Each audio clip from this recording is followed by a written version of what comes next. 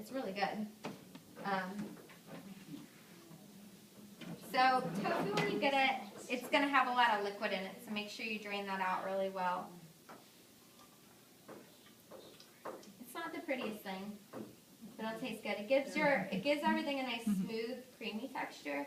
So other things you could add it to would be cream soups if you want to blend that in. Let's see, you could substitute it for some of the ricotta in a lasagna to make it lower fat, bump up the protein a little bit. Tofu is a complete protein, meaning it has all the amino acids in it. That's the only plant source of protein that has all that. So you're getting a good source of protein. It's especially good for people who don't eat a lot of meat or complete sources of protein. So that way you know you're still getting some nice lean protein. All right, so I think maybe I'll triple this recipe or quadruple it. See how much I can fit in the blender. So we're going to go ahead and scoop some of this protein in. Other sources of protein in smoothies would be protein powder, which I'm going to add a little bit of that. Doesn't look real pretty, I know. I'm just using a regular vanilla protein powder. If you look on the website, you'll see I just did an article about like protein post-workouts and things like that. So some things you might want to look for. A basic whey powder is going to be good. Something with leucine in it, if you can find that. Is it on? Oh no, it's on the website. There's an article. So I'm going to triple this recipe here. True or false? Can we take in too much protein, which could damage our kidneys? Mm-hmm. So we do have to be careful as to the amount of protein. Yeah, and we're not going to, like I said, you're not going to be eating like obscene amounts of protein with this. That's why I said if you have concerns about that, I'll talk to you if you want to take it back a notch. If you have a predisposition to renal. No, I don't, but I'm just curious on that, that's all. Okay, yeah. You just want to be careful. You can have lab work done, and your doctor will monitor your kidney labs. So I'm going to add in some flaxseed here. Flaxseed is better absorbed when it's ground. You're getting more of those good omega-3s, the fibers that are in it. It also contains a compound called lignin, which is has antioxidant properties. It's a phytochemical, which means that it's a compound found in plants, basically. So we're going to add some of that in. A tablespoon of ground flaxseed provides about almost 2/3 of the recommended omega-3s recommended by the American Heart Association. So if you're really trying to help that cholesterol out and get some good omega-3s, that's a good way to do it. All right. Here I'm talking too much. Okay. Nope, that's not it. Anyone have milk or soy allergies? I guess it's too late to ask about soy. Okay, so I'll go ahead and use, do you guys have a preference, soy milk or regular milk, skim milk? Alright, so I need to triple this. Where's one? Okay. Does anyone make smoothies at home? Yes, no, maybe. I know Brett does. So I love smoothies. These are all foods that I love, so.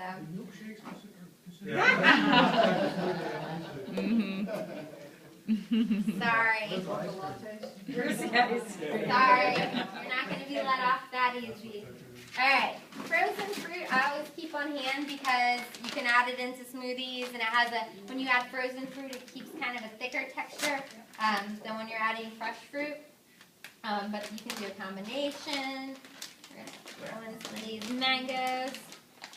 What do you think of those prepackaged smoothies out of the freezer? That's a good question. I'm not a big fan because usually they have added sugar. So if you check the ingredients, if it's just fruit, that's fine. But a lot of times they might have added sugar and things like. I'm trying to think of the name of it. Is it a yolk line? Dole has one, I know. It's got chunks of yogurt, frozen yogurt in it. Yeah, so that yogurt's probably loaded down with sugar. If it's a last minute thing and you're in a pinch, every once in a while, but I prefer you make your own because you're going to get a lot less sugar that way. Same thing for like smoothies you buy from a restaurant.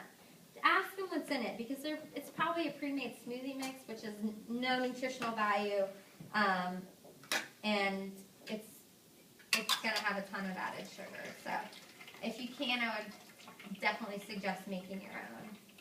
Just adding a little bit of canned pineapple. You can definitely use fresh. And I guess I could have showed you how to cut a pineapple. Some people don't know that, but I just went for ease and went with the canned.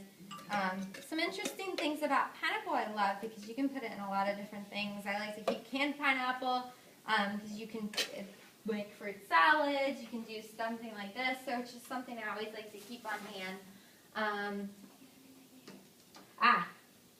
My last secret ingredient, spinach. But I'll finish talking about my pineapple for a second. So pineapple has this cool enzyme called bromelain. Has anyone heard that before? It's in a lot of meat tenderizers. And that's because it's really good at breaking down, this is going to be hard to blend. Maybe I'll blend it first. It's good at breaking down the collagen in meats. So that's why you might see bromelain in as an ingredient in some of your meat tenderizers or marinades. Which also is why, have you ever tried to make Jell-O, like the Jell-O with fruit in it with fresh pineapple? Anyone? What happens if you do? It doesn't set, and that's because of the bromelain in it. It breaks down that collagen. So if you're going to make your Jell-O mold for Christmas, you need to use canned pineapple. Oh dear.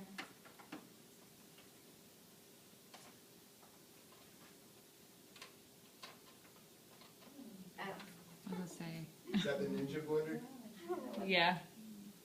Okay, I've never used it. Is it a wedding present? No.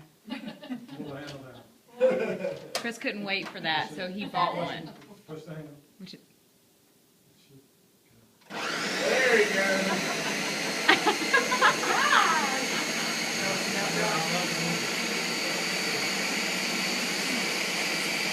oh, it actually works good.